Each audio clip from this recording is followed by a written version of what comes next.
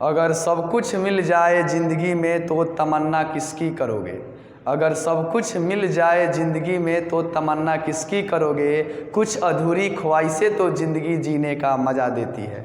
Good morning friends, आप लोगों को डिफ्रेंशिएशन का इनटू वाला रूल बता दिया गया है। अब आइए भाग वाला रूल देखा जाए, और भाग वाला रूल पढ़ने के बाद उसके बाद हम लोग किताब बनाएंगे, यानी जो एक्सरसाइज है उसको पढ़ा जाएगा।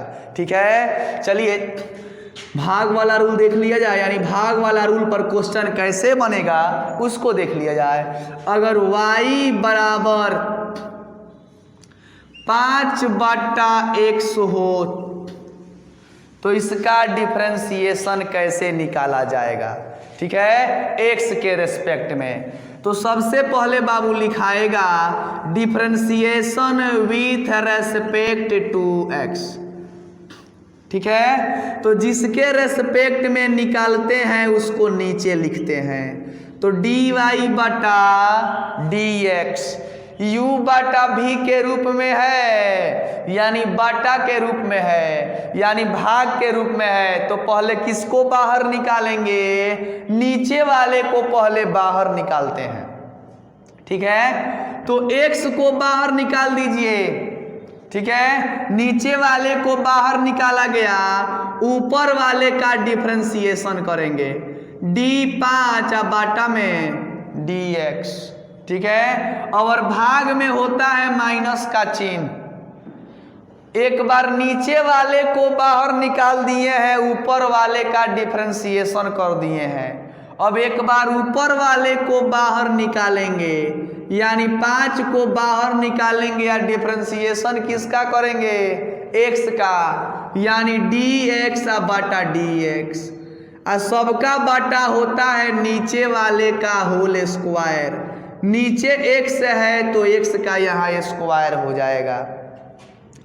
चलिए dy बटा dx का हो जाएगा dy बटा dx। x का x हो जाएगा बाबू, बाहर वाला जैसा है वैसा लिख दिया जाता है, क्योंकि ये बेचारा एकदम सीधा शरीफ है। जैसा है वैसा इसको उतार दीजिए। x का x और d5 बटा dx है, माने 5 कौन राशि है, 5 कांस्टेंट राशि है। तो किसी भी कांस्टेंट राशि का डिफरेंशिएशन 0 होता है, 0 लिख दीजिए। बीच में किसका चिन्ह, माइनस का चिन्ह, तो यहाँ लिखा जाएगा माइनस। ठीक है, 5 का 5 और dx बटा dx है, इसका डिफरेंशिएशन कितना होता है, 1 होता है। और x स्क्वायर का क्या हो जाएगा, x स्क्वायर। ठीक है, तो dy बटा dx का dy बटा dx, x में 0 से गुणा करो, क्या हो जाएगा 0, माइनस का माइनस, और 5 में 1 से गुणा कीजिए, कितना आएगा जी 5 आएगा, या बटा x स्क्वायर का x स्क्वायर। इसलिए dy बटा dx बराबर 0 में से 5 घटेगा तो क्या आएगा जी, माइनस में 5 और बटा x स्क्वायर का x स्क्वायर। यही हमारा क्या हो गया, आंसर हो गया। समझ में आया ना। अब ध्यान दीजिएगा। चलिए तो एक और एग्जांपल देखते हैं। अगर y बराबर साइन x अब बटा कॉस x दिया गया हो तो इसका डिफरेंशिएशन x के रेस्पेक्ट में कैसे निकाला जाएगा। बबुआ सही से पढ़ाई पर ध्यान दीजिए। आप लोग सही से नहीं पढ़िएगा तो माथे मौर नहीं चढ़ेगा। समझ रहे हैं ना इसका मतलब, यानी शादी ब्याह नहीं होगा। सही से पढ़ाई पर ध्यान दीजिए। अगर y बराबर साइन x बटा कॉस x है तो इसका डिफरेंशिएशन x के रेस्पेक्ट में कैसे निकाला जाएगा। तो लिखाएगा differentiation with respect to x, यानी dy बटा dx। जिसके रेस्पेक्ट में निकालते हैं उसको कहाँ लिखते हैं, नीचे लिखते हैं। u बटा v के रूप में है। रूल आप लोगों को पहले ही बता दिया गया है। ठीक है, तो u बटा v के रूप में हो तो सबसे पहले नीचे वाले को बाहर निकालेंगे। नीचे वाले का माने cos x को बाहर निकालेंगे और ऊपर वाले का डिफरेंशिएशन करेंगे।